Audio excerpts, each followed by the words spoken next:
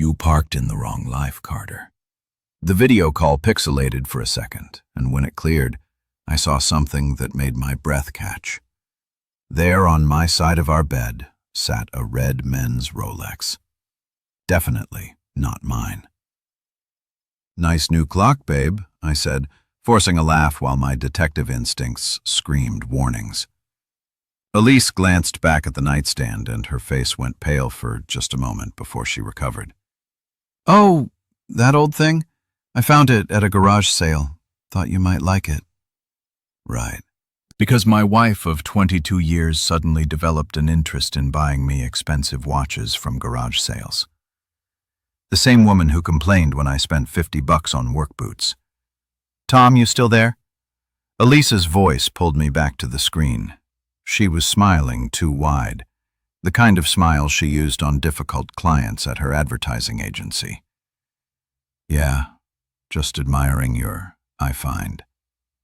I kept my voice casual, but my mind was racing. That wasn't any garage sale Rolex. The thing looked like it cost more than my monthly salary as a detective in our sleepy New England college town. "Listen, honey, I should get some sleep. Big presentation tomorrow." She was already reaching for the laptop. "Sure thing. Love you. Love you too." The screen went black, and I sat alone in my sterile hotel room, staring at my reflection in the dark window. 22 years of marriage, 2 kids, a mortgage, and now this. My gut told me what my heart didn't want to accept. I pulled out my phone and scrolled through the security app, one of the perks of being a cop. I'd installed cameras around our house after a break-in scare last year.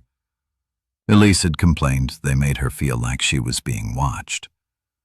Now I knew why. I rewound to 2 nights ago when I'd left for this conference. There it was, clear as day, a silver BMW pulling into our driveway at 9:47 p.m. I recognized that car. Carter Haynes, CEO of the advertising firm where Elise worked. The same Carter who always made a point of mentioning his expensive toys whenever we met at company parties. The BMW didn't leave until 6:23 a.m. I canceled my morning sessions and booked the first flight home. But first, I made a call. "Linda, it's Tom. I was thinking of surprising the Elise with breakfast tomorrow morning. Want to join me? Bring George, too. I know how much she loves when you visit unannounced." My mother-in-law's delighted gasp told me everything I needed to know about how this would play out. Linda Bishop Hartwell lived for drama, especially the kind that let her feel involved in her daughter's life. I picked up Linda and George at 7 a.m. sharp. George, as usual, looked like he'd rather be anywhere else, while Linda practically vibrated with excitement about surprising our dear Elise. "She works so hard," Linda chattered as we pulled into my driveway. "I worry she doesn't eat enough breakfast." "Oh, I think she's been getting plenty of nourishment lately," I muttered. The silver BMW was there again, parked bold as brass right next to Elise's car. Linda's face shifted through confusion, recognition, and then something that looked almost like anticipation. "Isn't that her boss's car?" "Sure is."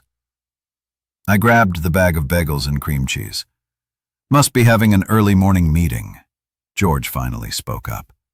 "That's 7 o'clock in the morning, at your house." "Dedicated employees," I said, walking toward the front door. "Let's go see how dedicated."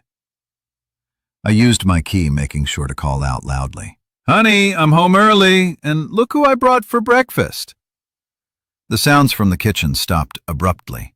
Footsteps scrambled overhead.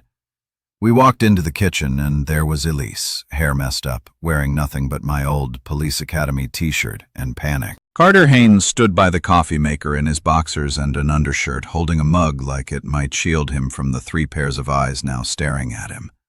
The silence stretched for about 10 seconds before I broke it.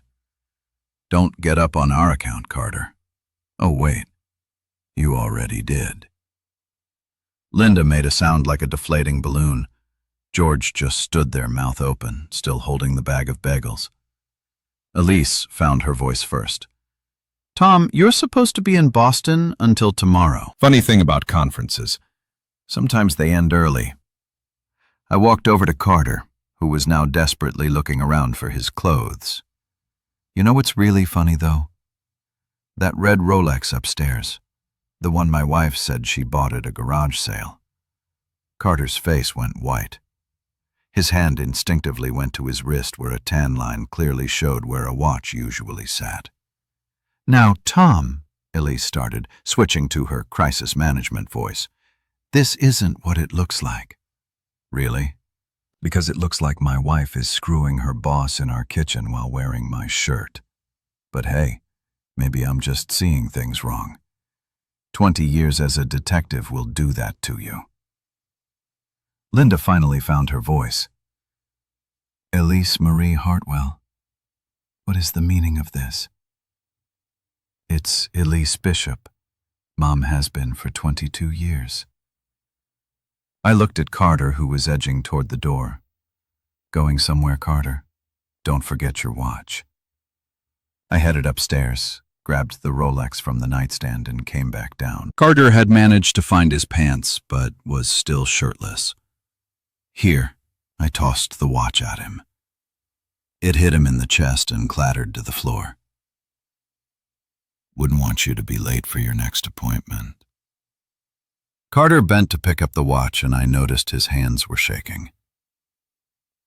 Tom, listen. We should talk about this like adults. Adults? I laughed, but there wasn't any humor in it. Adults don't sleep with their employees' spouses in the family kitchen. Adults don't leave their expensive jewelry lying around like breadcrumbs. I walked to the back door and opened it wide. Your car's in the driveway, Carter. I suggest you use it. He grabbed his shirt and shoes and practically ran for the door. As he passed me, I spoke quietly, just for him. You forgot something else, Carter. What? Your dignity. But I don't think you can pick that up off my kitchen floor.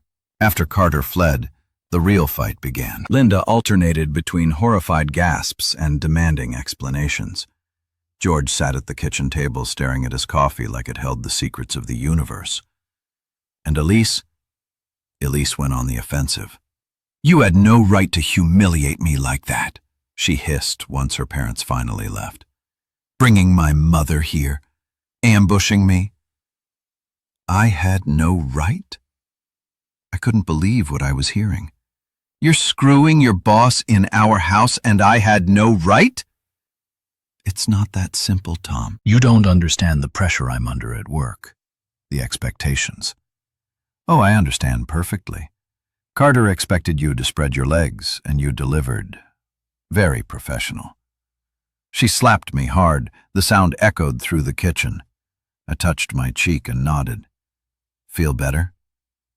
This marriage has been over for years, Tom. We both know it. We're just going through the motions. Funny, I must have missed the memo. When exactly did you decide our marriage was over? Before or after you started wearing lingerie to work? You're impossible to talk to when you're like this. Like what? Angry that my wife is cheating on me. Yeah, I can see how that would be inconvenient for you. My phone buzzed. Text from Jack, our 20-year-old son. Dad, what's going on? Mom's parents called and said there was some kind of emergency. I showed Elise the text. What do you want to tell the kids? Her face crumpled for a moment, but then the mask went back up. We'll figure something out. No, Elise, you'll figure something out. I'm done figuring things out for you. I grabbed my jacket and keys. I'm going to work. When I get home tonight, I expect you to have decided whether you want to try to fix this marriage or end it. But the affair stops now. Today, or I make Carter's life very uncomfortable. And trust me, I know how to do that, legally. She was crying when I left. but I was past caring about her tears. At the station, my partner Rye took one look at me and poured 2 cups of coffee. Rough night. Rough morning. I filled him in on the basics. Ray had been my partner for 8 years and had met Elise plenty of times at department barbecues and Christmas parties. Carter Haynes, that pretty boy with the expensive car. That's the one. Ray whistled low. Man's got balls. I'll give him that. Stupid, but big. Question is, what do I do about it? What do you want to do about it? I thought about that for a long time. What did I want? I wanted to go back to yesterday morning when the biggest problem in my life was whether to attend the boring conference seminar on digital forensics. I wanted my wife to not be a cheating liar. I wanted my kids to not have to choose sides in a divorce. But since none of that was possible, I wanted Carter Haynes to understand that actions have consequences. I want him to hurt the way I'm hurting. I finally said. Ray nodded. Legal hurt, or the other kind. Legal? I'm not throwing away my career and my pension for that piece of crap. Good man. So, what's the plan? I smiled for the first time in 12 hours. You know how you're always saying I should use my investigative skills for more than just burglary cases? Yeah, I think it's time to investigate Carter Haynes very thoroughly. I bet a guy who's careless enough to leave his watch at his girlfriend's house is careless about other things too. Rye grinned. Now you're talking. It took me 3 days to build a case against Carter Haynes. 3 days of using every legal resource at my disposal, every contact I'd made in 20 years of police work, every database I had access to. Carter, it turned out, was sloppy about more than just his extramarital affairs. His company car, the silver BMW, had 17 unpaid parking tickets dating back 8 months. His gym membership, the exclusive one that cost more than most people's rent, was being paid for by his company as a health and wellness expense. That same company was also covering his monthly massage appointments, his personal trainer, and his supplements. The real goldmine was his expense reports. Carter had been billing personal dinners as client meetings, charging personal gas to company accounts, and claiming mileage for trips that had nothing to do with work. It wasn't enough to land him in jail, but it was definitely enough to get him fired. I compiled everything into a neat folder and made copies. Then I called Jack. Dan, how are you holding up? I'm managing. Listen, I need to ask you something, and you can say no if you want. What is it? How good are you with computers these days? Jack laughed. Better than you, old man. Why? I need someone to help me with a little project. It involves your mother's boss. There was a pause. The guy she's been screwing. I winced. You know about that, Dad? I'm 20, not 12. Plus, Kayla told me. Mom confided in her. Of course she did. Kayla, our 18-year-old daughter, had always been Team Elise. She thought I was boring and old-fashioned, while her mother was successful and glamorous. So Kayla's taking her side pretty much. She thinks you drove Mom to cheat by being emotionally unavailable. I could hear the air quotes in his voice. And what do you think? I think Mom's a grown woman who made her own choices. What do you need me to do? I explained my plan. Jack was quiet for a long time. Dad, that's actually pretty brilliant and completely legal. I try. When do we start? Tonight. Meet me at Murphy's Bar at 8. We'll go over the details. Murphy's was a cop bar 3 blocks from the station. Dark, quiet, and full of people who minded their own business. Perfect for planning revenge. Jack showed up right on time, looking more serious than I'd seen him since he was 16 and crashed my car. So, what exactly are we doing? I slid the folder across the table. We're making sure Carter's employer knows what kind of man they've got running their company. Jack flipped through the papers, whistling softly. This is a lot of evidence. 20 years of police work teaches you to be thorough. How do we get this to the right people without it looking like it came from you? That's where you come in. Carter's company has an anonymous tip line for reporting ethics violations. It's right there on their website. And you want me to submit this anonymously? I want you to make sure it gets to the right people in the right way. Can you do that? Jack grinned, and for a moment he looked exactly like I did at his age. Dad, I can make it look like it came from anywhere. Heck, I can make it look like it came from Carter himself if you want. Just make it anonymous. I don't want this traced back to us. Consider it done. What about Mom? What about her? Are you going to tell her what you're doing? I thought about that. Your mother made her choice. Now she gets to live with the consequences. Jack nodded. For what it's worth, Dad, I think you're handling this better than a lot of guys would. How do you figure? You're not drinking yourself stupid. You're not threatening to end anyone. And you're not begging her to come back. You're just handling it. I'm a cop, Jack. I handle things. Yeah, you do. We finished our beers and went back to my house. Elisa's car wasn't in the driveway. Where is she? Jack asked. Staying at your grandparents' house. Says she needs space to think. What she needs is a reality check. She'll get one soon enough. Carter Haynes was fired on a Thursday morning. I know because Harper Williams, the HR director at Elisa's company, called me personally. Detective Bishop, this is Harper Williams from Pinnacle Advertising. We've never met, but I work with your wife. What can I do for you, Miss Williams? I wanted to give you a heads up about something. We received some information about our CEO, Carter Haynes, and after investigating, we've had to terminate his employment immediately. I see. May I ask what kind of information? Financial irregularities, misuse of company funds, the kind of thing that could have gotten us all in serious trouble if it had continued. I made appropriate surprised noises. That's terrible. How is this affecting the company? Well, that's partly why I'm calling.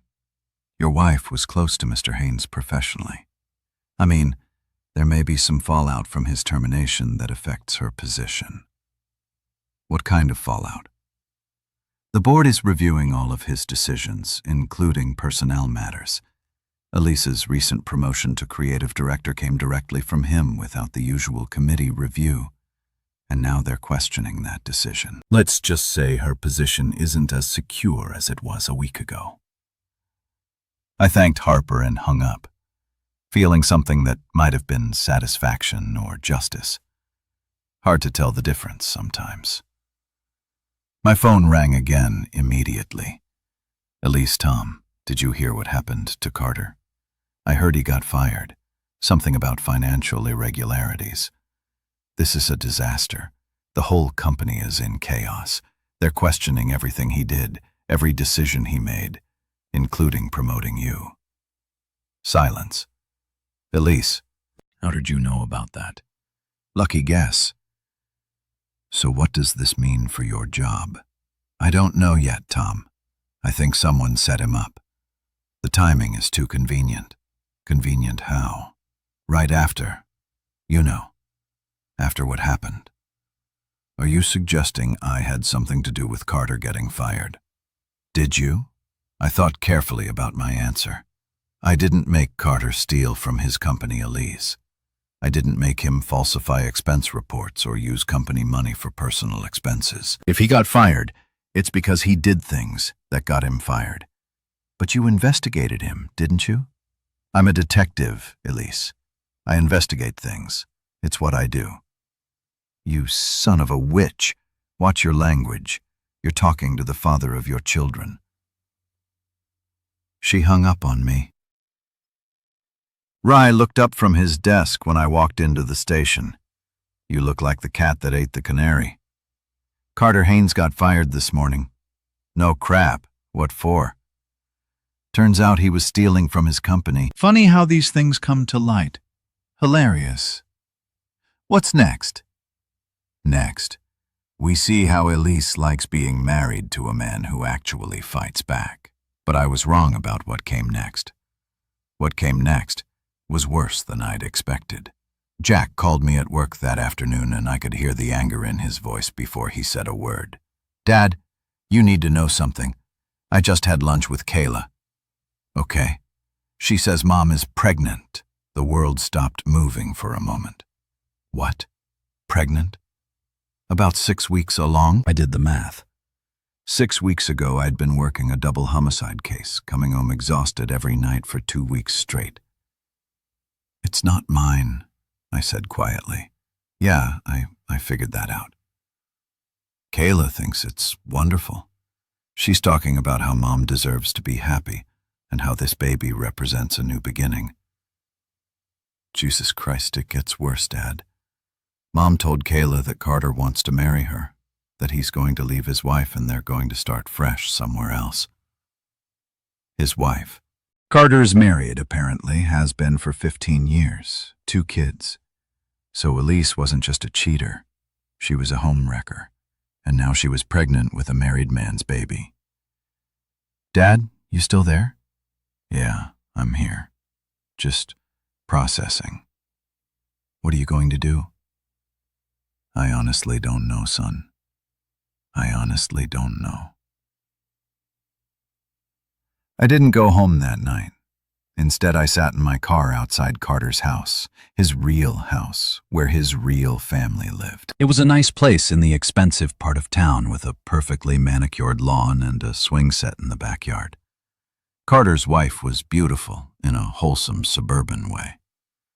I watched her through the kitchen window, helping 2 kids with homework while dinner cooked on the stove. She had no idea her husband had been fired that morning. No idea he'd gotten another woman pregnant. My phone buzzed. Text from Elise. We need to talk. I drove to her parents' house. Linda answered the door, looking like she'd aged 10 years in the past week. Tom, she's in the living room. Elise was sitting on the couch where I'd proposed to her 23 years ago. She looked tired and pale, but there was something else in her face. Something that looked almost like relief. I heard congratulations are in order, I said. She flinched. Jack told you. 6 weeks along. That's quite a coincidence considering we haven't had closeness in 2 months. Tom, no. I sat down across from her, far enough away that I couldn't smell her perfume. You don't get to explain this one away. You don't get to make this my fault or tell me I don't understand. You're pregnant with another man's baby. A married man's baby. Carter's getting divorced. We're going to be together. Carter got fired yesterday, Elise, for stealing from the company. Did he mention that when he proposed this new life together? Her face went white. That's not.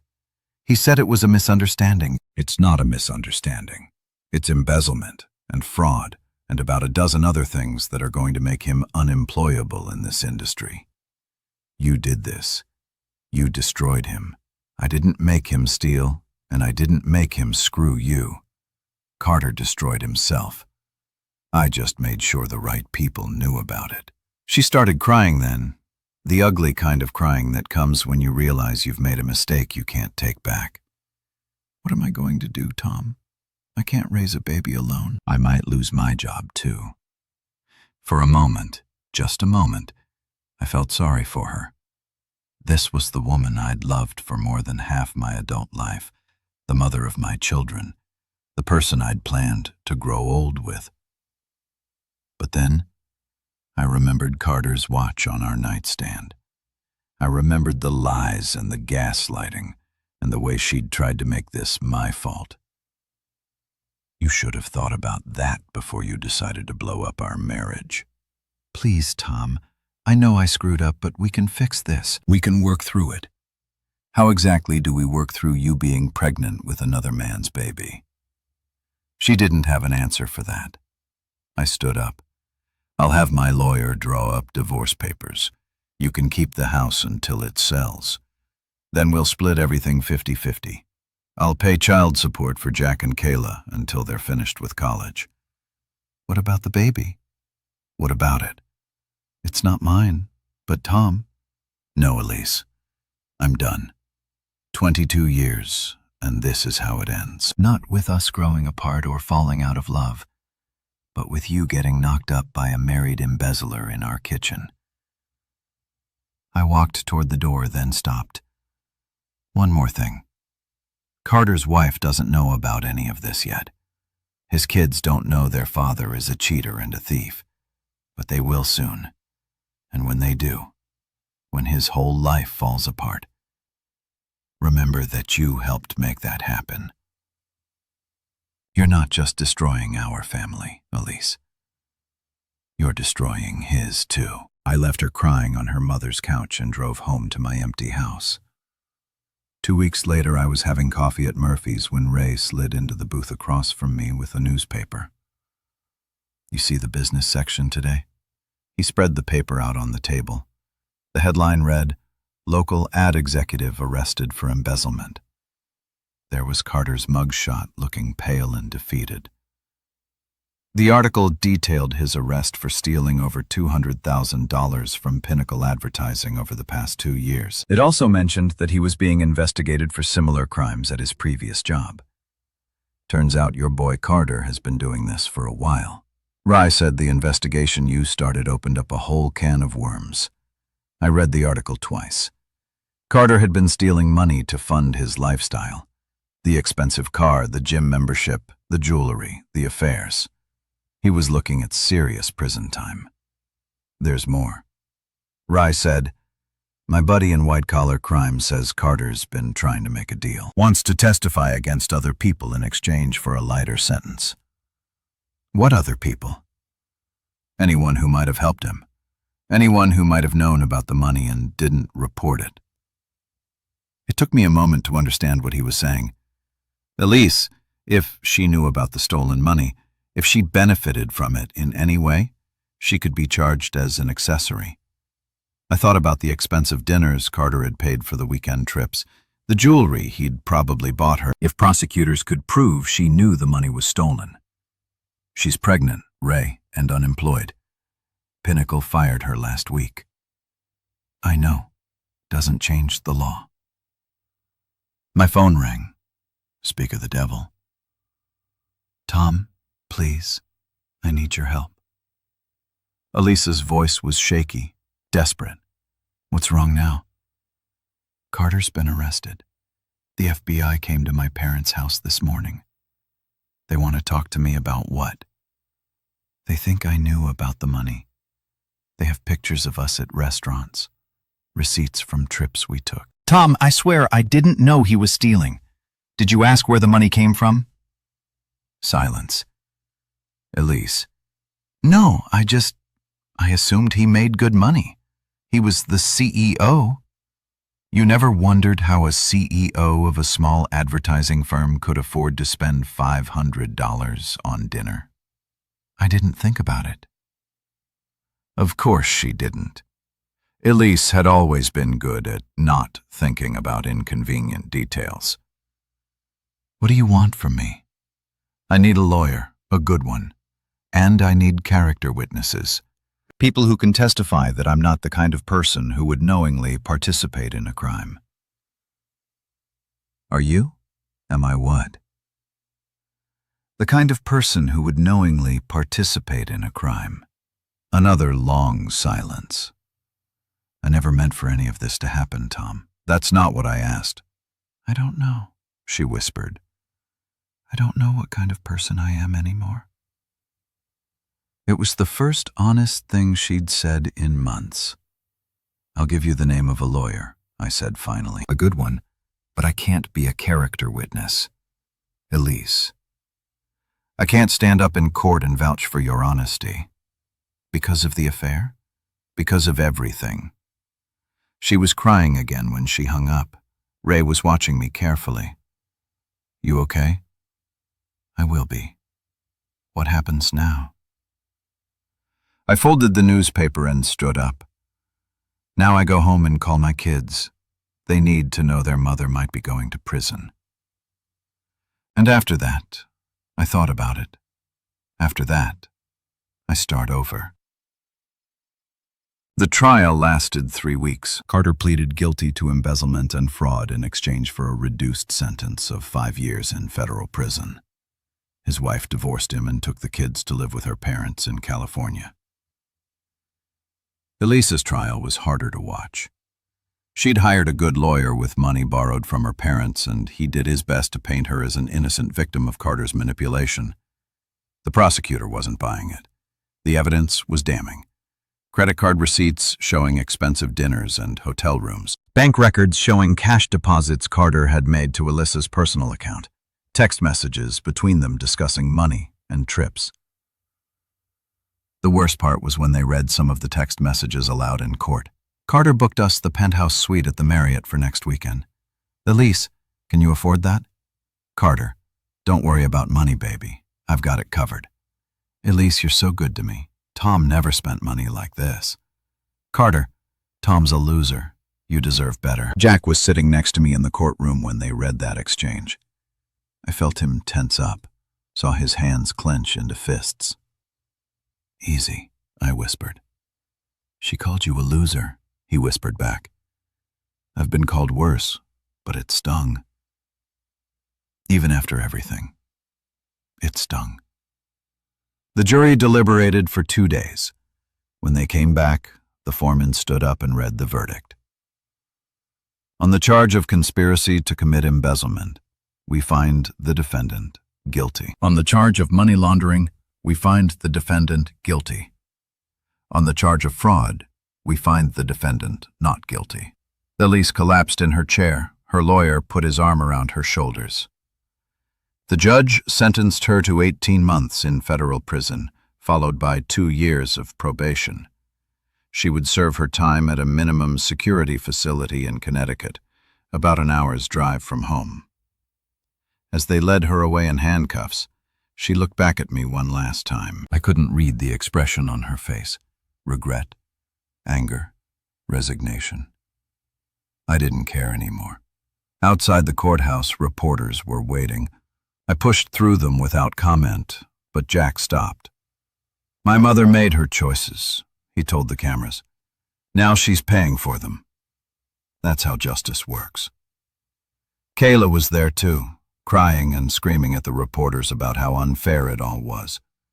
Linda and George flanked her, looking like they'd aged 20 years in the past 6 months. "This is your fault," Linda hissed at me as I walked past. "You destroyed our daughter's life." "Your daughter destroyed her own life," I replied. "I just made sure she didn't get away with it." Her Burr epilogue. The end. 6 months later, I was cleaning out the garage when I found a box of Alyssa's old things. Photo albums, letters, souvenirs from trips we've taken when we were young and still believed in forever. At the bottom of the box was a small jewelry case. Inside was the engagement ring I'd given her 23 years ago. She must have taken it off and forgotten about it. I held the ring up to the light, remembering the day I'd bought it. I'd been so nervous, so excited, so sure that I was making the right choice. We both were back then. Jack knocked on the garage door frame. "Hey, Dad, what's that?" "Your mother's engagement ring." "What are you going to do with it?" I thought about it. I could sell it, but it wasn't worth much. I could throw it away, but that seemed petty. I could save it for Kayla, but she wasn't speaking to me these days. "I don't know," I said finally. "She had the baby last week." I looked up. "How do you know?" Kayla told me. "A girl. They're calling her Hope." Hope? Of course they were. "Carter's not on the birth certificate," Jack continued. "His lawyer advised against it because of the criminal case. So Elise is raising the baby alone in federal prison." "Yeah, I guess so." Kayla says she's going to help when Mom gets out. I put the ring back in the box and closed it. Your sister can make her own choices about that. What about you? What about me? Are you going to help when she gets out? I looked at my son, my grown son, who was asking me to be a better man than I felt like being. The baby didn't do anything wrong, I said finally. No, she didn't. But I'm not getting back together with your mother, Jack. That part of my life is over. I know, Dad. I'm not asking you to take her back. I'm just asking. Don't let the baby suffer for what her parents did. I nodded.